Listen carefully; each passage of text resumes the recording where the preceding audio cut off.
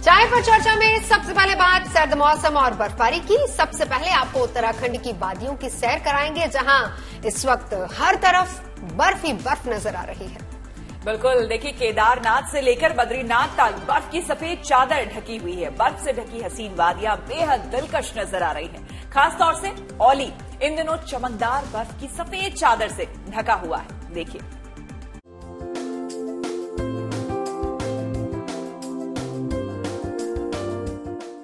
देवभूमि उत्तराखंड की वादियां इन दिनों बर्फबारी से गुलजार हो गई हैं। ये कुदरती नजारे केदारनाथ और बद्रीनाथ धाम के हैं। बर्फ से पहाड़ों का श्वेत श्रृंगार देखते बन रहा है। उत्तराखंड की इन दोनों ही जगहों की ये वो तस्वीरें हैं जिन्हें मात्र देखने से ही ठंड का एहसास हो रहा है। पिछले कुछ दिनों से हो रही बर्फबारी ने ऊंचे इलाकों की तस्वीर ही बदल कर रख दी है। बद्रीनाथ धाम में बर्फ की सफेद चादर बिछी नजर आ रही है। कुदरत के श्वेत श्रृंगार से यहाँ की खूबसूरती में और भी चार चांद लग गए हैं। हालांकि बाबा केदार के दर पर जाना अभी मुमकिन है नहीं, लेकिन जबरदस्त बर्फबारी के चलते यहाँ की मनमोहक वादियों में हर कोई खोना चाहेगा। यकीनन पहाड़ी इलाकों में बर्फबारी से वादियों में रौनक सी लौट आई है। उत्तराखंड में चमोली जिले में बसे औली में तो सैलानियों की आवाजाही भी शुरू हो गई है। जहाँ तक नजर जाती है वहाँ सिर्फ बर्फ का पहरा है। घर हो, सड़क या फिर कार, हर जगह बर्फ की मोटी मोटी सफेद परत जमी नजर आ रही है। यहाँ बर्फ के गिरते खूबसूरत नजारे को अपनी आंखों में कैद करने के लिए बड़ी तादाद में सैलानी पहुँच रहे हैं। यहाँ की खूबसूरत वादियाँ और एडवेंचर सैलानियों को दरअसल खूब लुभाती हैं। वहीं स्कीइंग भी औली को बाकी के पर्यटन क्षेत्रों से कुछ जुदा बनाती है। उम्मीद की जा सकती है कि औली में आने वाले दिन सैलानियों की आमद से गुलजार होंगे।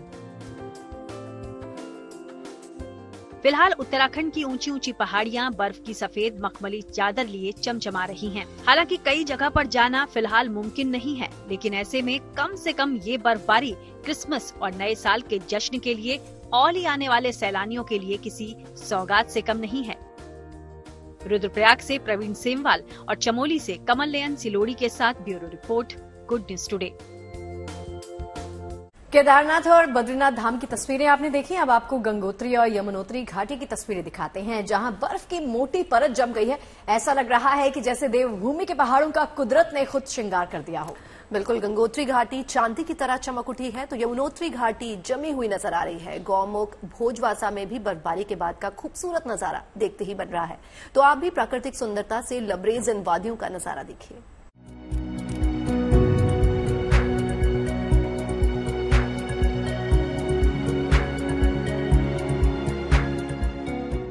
बर्फ से ढकी ये वादियां, पहाड़ों का श्वेत श्रृंगार, गंगोत्री घाटी में स्नोफॉल।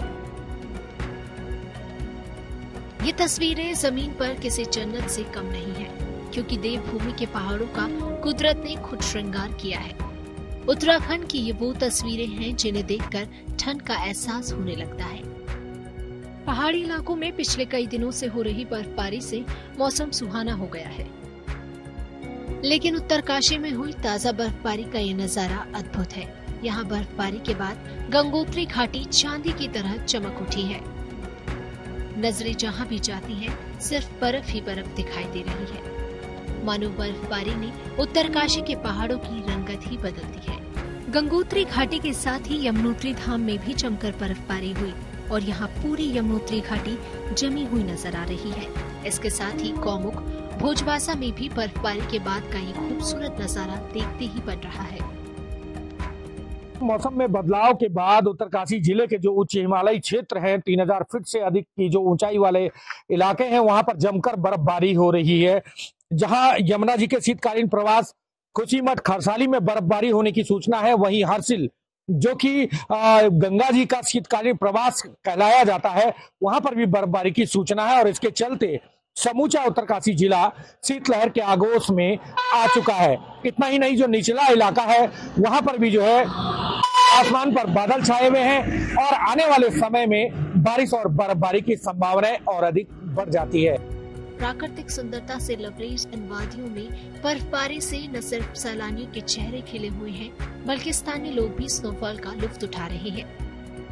आज खरसाली खुशी मठ यमुना जी के शीतकालीन प्रवास में ये अचानक से बहुत ज्यादा बर्फबारी हो रही है और संपूर्ण ये गीर क्षेत्र शीतलहर की चपेट में आ गया है और बहुत ज्यादा ठंड का यहाँ पे एहसास हो रहा है। लोगों ने यहाँ पे आग लकड़ी वगैरह जला रखी है और बिना आग के बिना अलाव के यहाँ पे काम नहीं चल रहा है। बद्रीनाथ धाम का भी नजारा कुछ ऐसा ही है। यहाँ भी बर्फबारी के बाद पूरे इलाके में बर्फ की सफेद चादर बिछी हुई नजर आ रही है। बद्री विशाल के धाम में कुदरत के श्वेत श्रृंगार से यहाँ भी खूबसूरती में और भी चार चांद लग गया है। पहाड़ी इलाकों में बर्फबारी से वादियों में रौनक लौट आई है। सैलानियों से वादियां गुलजार हो गई हैं, लेकिन अब इन इलाकों में शीतलहर का भी दौर शुरू हो गया है। बावजूद इसके प्राकृतिक सुंदरता को समेटे हुए इन मनमोहक वादियों में हर कोई खो जाना चाहता है। उत्तरकाशी से ओमकार बहुगुणा, जोशीमठ से Kamal Nayan Silori, good news today. पहाड़ों पर बर्फ ही बर्फ है तो मैदानी इलाकों में ठंड बढ़ने लगी है। दिल्ली एनसीआर समेत तमाम राज्यों में पारा 2 से 3 डिग्री तक गिर चुका है। राजस्थान और पंजाब समेत कई राज्यों में पारा तेजी से लुढ़क रहा है। हालांकि गुड न्यूज ये है कि अगले कुछ दिनों मौसम का मिजाज थोड़ा सा ऐसा ही बना रहेगा। मतलब ये कि सुबह और रात को ठंड होगी, जबकि दिन में हल्की गुनगुनी धूप का मजा आप ले सकते हैं।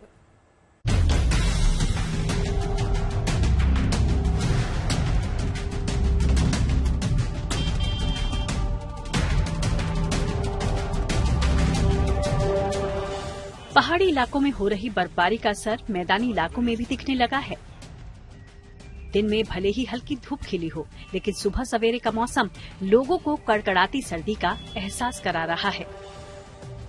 दिन जैसे जैसे चढ़ता है, धूप खिलने लगती है और मौसम खुशगवार हो जाता है। सूरज ढलने के साथ ही पारे में गिरावट दर्ज होने लगती है।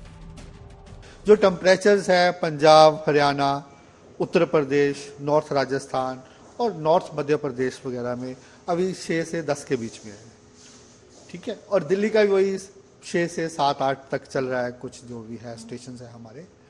और जो नियर नॉर्मल के पास ही हैं, कहीं पे 1-2 डिग्री कम है। उत्तर भारत के राज्यों में तापमान में 2 से 3 डिग्री तक गिरावट देखी गई है। राजस्थान, उत्तर प्रदेश, हरियाणा समेत कई राज्यों में ठंड की शुरुआत हो चुकी है। हालांकि गुड न्यूज ये है कि फिलहाल मौसम का मिजाज कुछ ऐसा ही रहने भी वाला है, यानी सुहाना और खुशनुमा मौसम आगे भी बना रहेगा। सुबह सवेरे ठंड होगी, दिन में चढ़ते सूरज के साथ गुलाबी मखमली धूप ठंडी में गर्मी का एहसास कराएगी। यानी दिल्ली वालों का वीकेंड प्लान ऑन है। आने वाले दिनों की बात करें तो हम जो एक्सपेक्ट नहीं कर रहे कि कोई टेम्परेचर्स में कोई चेंजेस आएगा। जनरली क्या होता है कि टेम्परेचर्स में चेंजेस तब आता है कोई एक्टिव वेस्टर्न डिस्टर्बेंस आता है। अभी एक वेस्टर्न डिस्टर्बेंस है जो अभी हमने उसका position north west Uttar Pradesh दिया है, उसके प्रभाव से लाइट स्नोफॉल, रेनफॉल हम उम्मीद कर रहे हैं हिमाचल और उत्तराखंड में, और प्लेन्स में इसका कोई असर नहीं है। इसलिए आने वाले 5-7 दिनों में कोई टेम्परेचर्स में ज्यादा चेंजेस नहीं आने वाले। मौसम विभाग के अनुसार 16 या 17 दिसंबर तक मौसम कुछ ऐसा ही बना रहेगा। अलबत्ता उत्तर पूर्व और दक्षिण भारत में ठंड का असर थोड़ा बढ़ सकता है। यानी दिसंबर के महीने में कहीं बारिश तो कहीं बर्फबारी के साथ मौसम की मनमानियां फिलहाल यूं ही जारी रहने वाली हैं। Bureau report, good news today. तो सुहाने मौसम का लुत्फ आपने ले लिया। अब समय हो गया है काशी विश्वनाथ धाम के दर्शन करने का। 13 दिसंबर 2021 को श्री काशी विश्वनाथ धाम का लोकार्पण प्रधानमंत्री नरेंद्र मोदी ने किया था। 2 साल में करीब 13 करोड़ भक्तों ने यहां आकर दर्शन किए। और सबसे बड़ी बात यह है कि इन 2 सालों में काशी विश्वनाथ धाम ने तमाम रिकॉर्ड तोड़ दिए। धाम की कमाई से लेकर भक्तों की भीड़ तक सब कुछ कई गुना बढ़ चुका है। बाबा विश्वनाथ धाम के 2 साल पूरे होने पर पूरा काशी भक्ति के सागर में डूबा दिख रहा है। आप भी देखिए तस्वीरें।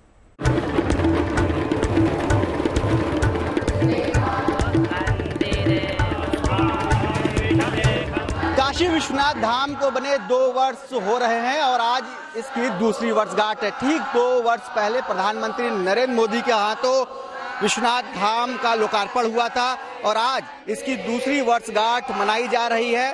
सुबह से ही वेद पारायण पाठ हो रहे हैं, विशेष पूजन अर्चन, बाबा का अभिषेक हो रहा है विशेष दर्शन हो रहा है, डमरू वादन हो रहा है। तो यहाँ हम देख सकते हैं कि वेद पाठी जो ब्राह्मण है वे स्वास्तिवाचन कर रहे हैं और विश्व कल्याण की कामना कर रहे हैं। अपने आप में बहुत ही अद्भुत नजारा है।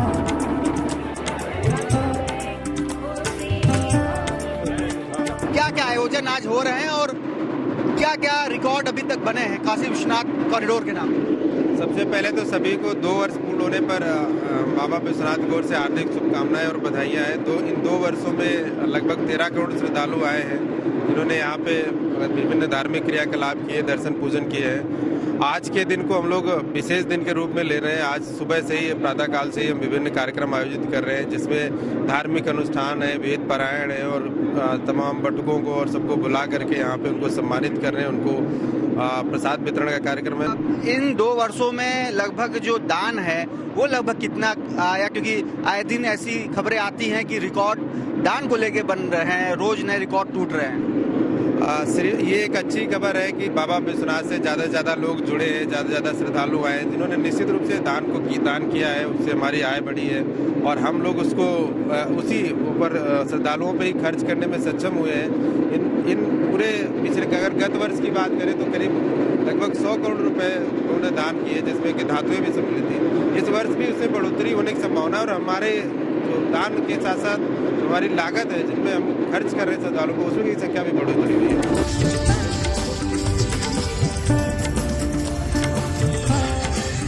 हमारे साथ यहाँ श्रद्धालु भी हैं जो देश के अलग अलग हिस्सों से आए हैं। इनसे बात करते हैं कितनी आस्था है और पहली बार आना हुआ है या पहले भी आई हैं? क्या क्या सहूलियतें यहाँ पे देखने को मिली है, क्या क्या आपको नजर आ रहा है?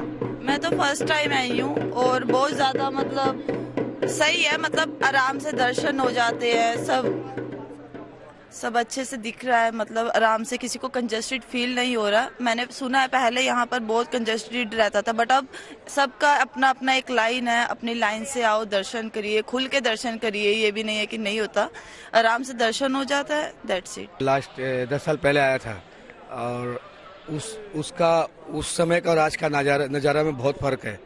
मैंने बहुत सुना था कि बहुत अच्छा मंदिर का निर्माण हो गया है, तो मैं उसी लिए आया हूँ। और जैसा मैं देख रहा हूँ पहले की तुलना में इस समय बहुत कुछ बदलाव हो गया है और बहुत अच्छा सिस्टम है और मंदिर बहुत अच्छी बनाई गई है। पहले से बहुत ज़्यादा यहाँ पर और भी आदमी लोग जितने हैं सब कोई दर्शन कर पा रहे, कोई कंजेस्टेड वगैरह नहीं है।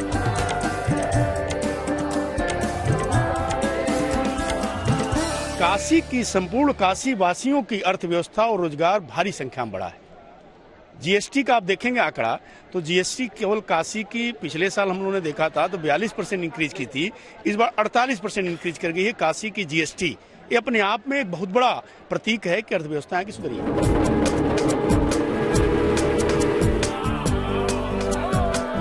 न केवल श्रद्धालुओं की संख्या बढ़ी है बल्कि जो सहूलियतें हैं वो भी बढ़ा दी गई हैं। इसी वजह से पिछले 2 वर्षों में 100 करोड़ रुपयों से ज्यादा का दान भक्तों ने दिल खोलकर बाबा के दरबार में दिया है। रोशन जायसवाल, वाराणसी, GNT। अब आपको भगवान राम की नगरी अयोध्या लिए चलते हैं, जहां रामलला की प्राण प्रतिष्ठा को लेकर भव्य तैयारियां जारी है। अयोध्या को सजाया संवारा जा रहा है। अयोध्या नगरी का कायाकल्प हो रहा है। राम नगरी की भव्यता इन दिनों देखते ही बन रही है। लगभग 1 महीने बाद भगवान श्री राम अपने भव्य मंदिर में विराजेंगे। उससे पहले पूरा शहर सज धज कर तैयार है। राम मंदिर तक जाने वाले रास्ते को भी सूर्य स्तंभ के जरिए सजाया जा रहा है।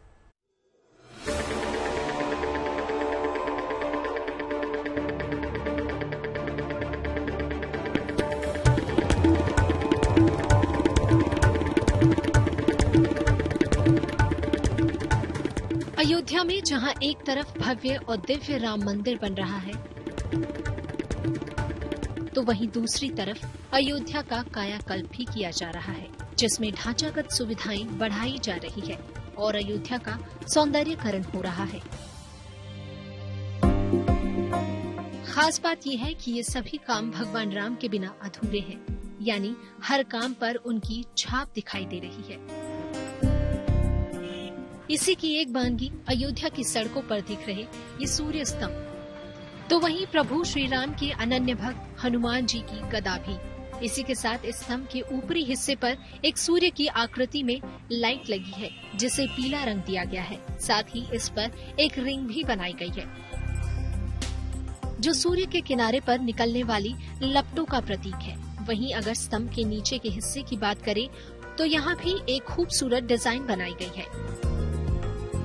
पूरे अयोध्या में राम मंदिर जाने वाले मार्ग को ऐसे 40 सूर्य स्तंभ से सजाया गया है। इन स्तंभ की ऊंचाई 9 मीटर है। रात में इन स्तंभों की रोशनी अपने आप में ही एक अलग रंग अयोध्या को देती है। हम खड़े हैं अयोध्या के लता मंगेशकर चौक पर, जहां श्री राम पर गाए उनके भजन बजते रहते हैं।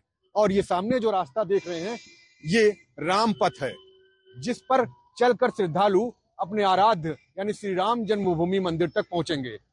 और ये जो रास्ता है, ये धर्म पथ से मिलता है। ये धर्म पथ जो सामने दिख रहा है रास्ता, ये धर्म पथ है। और इसके दोनों तरफ 20-20 सूर्य स्तंभ जो है वो लगाए जा रहे हैं, यानी खड़े किए जा रहे हैं। ये 9 मीटर के होंगे, यानी 40 सूर्य स्तंभ दोनों तरफ लगेंगे। ये गुंबद शरीखा आप देख रहे होंगे जो जल रहा है, ये सूर्य स्तंभ है। और जब प्राण प्रतिष्ठा होगी तो ये दोनों तरफ आपको जलते हुए दिखाई देंगे। अयोध्या के विकास के लिए योगी सरकार और केंद्र सरकार लगातार पैसे खर्च कर रही है। यहाँ भक्तों और नागरिक सुविधाओं को बढ़ाने के साथ इस क्षेत्र को अंतर्राष्ट्रीय नक्शे पर जगह दिलाने के लिए शहर को नया रूप दिया जा रहा है। अयोध्या के विकास की नई कथा भले ही लिखी जा रही है, लेकिन ये त्रेता युग में साए में रहने वाला है, जो कि अयोध्या के साथ साथ भारत और मानवता के लिए एक गौरवशाली इतिहास है। अयोध्या से Balbir Singh, good news today. अब लखनऊ का रुख कर लेते हैं, जहां पर इन दिनों गोमती के किनारे किताबों का मेला सजा हुआ है। यानी कि अगर आप भी हैं किताबों के शौकीन, तो गोमती रिवर फ्रंट पर सैर के साथ बुक फेयर का भी लीजिए लुत्फ। तो 17 दिसंबर तक चलने वाले इस पुस्तक मेले में लगभग 100 बुक स्टॉल्स हैं, जिन पर अलग अलग 54 भाषाओं की किताबें मौजूद हैं। तो चलिए आपको भी इस पुस्तक मेले की कुछ झलकियां दिखाते हैं।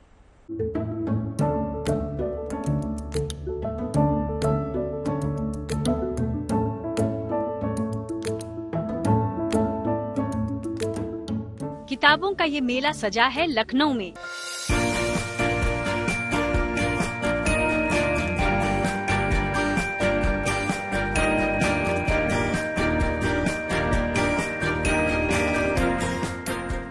लगभग 100 बुक स्टॉल्स, अलग अलग प्रकाशक और बड़े बड़े लेखकों की किताबें।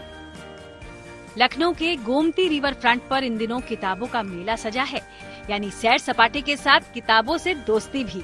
आपको यहाँ दोनों मिलेंगी। बुक फेयर में मुझे बहुत सारी किताबें मिल जाती हैं। ऐसे हम शायद दुकानों पे जाके उतनी किताबें नहीं मिल पाती हैं, तो अभी हमने तो बहुत सारी किताबें खरीदी हैं। तो एक तो ये फायदा होता है कि आपको बहुत सारी चीजें मिल जाती हैं एक साथ। दूसरी बात है कि जो ये सोच के नहीं आता है कि वहाँ बुक फेयर है, वो आया अचानक और देखा, उसे दिख गया कि बहुत अच्छी अच्छी किताबें हैं, मेरे बच्चों के लायक है या मेरे लायक है या स्टूडेंट हैं। पिछले साल की तरह इस साल भी नेशनल बुक ट्रस्ट इस पुस्तक मेले का आयोजन कर रहा है, जिसमें 96 स्टॉल्स मौजूद हैं। साथ ही 54 अलग अलग भाषाओं की किताबें आपको यहाँ मिल जाएंगी। पुस्तक प्रेमियों के लिए बुक फेयर का आयोजन किया जाता रहा है, लेकिन यूनिक आइडिया के साथ एक book fair Gomti river front पर चल रहा है। यानी गोमती किनारे जो लोग घूमने आए, उनकी नजर पड़े उस अमूल्य खजाने पर, जिसको देख करके उनको भी मन हो कि एक दो किताबें खरीद ही लें या किसी को उपहार में देने के लिए लें। नेशनल बुक ट्रस्ट के अभिमन्यु जी हमारे साथ हैं। अभिमन्यु जी, ये जो आइडिया था कि गोमती रिवर फ्रंट पर बुक फेयर हो, किस वजह से ये शुरू हुआ और कैसा रिस्पांस आपको मिला है? मैम देखिए, हम लोग 1957 से इस्टेब्लिश्ड हैं और हमारा बुक्स को प्रमोट करने का कि लोग ज्यादा से ज्यादा किताबें पढ़ें, बच्चों के बीच में सस्ती और अच्छे कंटेंट की किताबें पहुंचें। यहाँ पर कितने स्टॉल्स हैं और कितनी तरह की किताबें हैं, किस तरह के सेक्शंस हैं? मैम यहाँ पे हर तरह की किताबें हैं। यहाँ पे 96 स्टॉल्स हैं इस बार हमारे पास, 96 स्टॉल्स हैं, जिसमें विभिन्न प्रकार की किताबें हैं मैम, हर तबके की हैं। एनबीटी के पास, हमारे पास खुद के पास भी केटर 52 लैंग्वेजेस, तो हमारे पास हर लैंग्वेज में हर नए अलग अलग पब्लिशर्स की हमारे पास किताबें हैं। रिस्पॉन्स अच्छा मिल रहा है? ये तो फेयर के बाद पता चलेगा, बट हाँ बहुत लोग आ रहे हैं। जो बच्चे घूमने आते हैं वो सब एक बार बुक्स को जरूर देख के जाते हैं, तो आई एम प्रीटी श्योर कि रिस्पॉन्स अच्छा चल ही रहा है। आज के डिजिटल युग में किताबों से लोगों की दोस्ती थोड़ा कम जरूर हुई है। मोबाइल और लैपटॉप के इस जमाने में युवाओं को बुक फेयर तक लाने की भी भरपूर कोशिश जारी है। शायद इसलिए यहाँ सेल्फी पॉइंट भी बनाए गए हैं। ये व्यू भी इतना अच्छा है कि यहाँ पर जो इतने अच्छे से जो सारी चीजें करी गई हैं, अरेंज करी गई हैं, तो उसमें मतलब उस व्यू को देखना और साथ में पुस्तकों को भी देखना, मतलब बहुत ही अच्छा अनुभव है यहाँ पर। वैरायटी ऑफ बुक्स बहुत सारी है यहाँ पे, मल्टीपल सेक्शंस हैं, चिल्ड्रंस का, लिटरेचर का, जियोपॉलिटिक्स का, पेट्रियोटिज्म का। इसकी वजह से यहाँ पे बहुत भीड़ भी हो रही है, क्राउड भी है और लोग खरीदने भी आ रहे हैं। कुछ लोग पार्क की वजह से टहलने आते हैं, उनको इंस्पिरेशन मिलती है, वो अपना नई चीज स्टार्ट करने के लिए बुक ले रहे हैं। गोमती रिवर फ्रंट पर किताबों के मेले का ये दूसरा साल है। यहाँ साहित्य से लेकर फिक्शन तक हर तरह की किताबें मौजूद हैं। 17 दिसंबर तक ये मेला चलेगा। डिजिटल एज में किताबों से लोगों को जोड़ने की ये महज एक कोशिश है। सिर्फ किताबें खरीदने के लिए ही नहीं, यहाँ जो लोग घूमने के लिए आते हैं, अपने दोस्तों के साथ एंजॉय करने के लिए आते हैं, उनको भी ये बुक फेयर जो बिल्कुल यूनिक आइडिया के साथ है वो बहुत भा रहा है। और गोमती रिवर फ्रंट पर बिल्कुल अलग पुस्तकों का ये मेला इन दिनों सजा हुआ है। वीडियो जर्नलिस्ट संजय सिंह के साथ शिल्पी सेन, लखनऊ।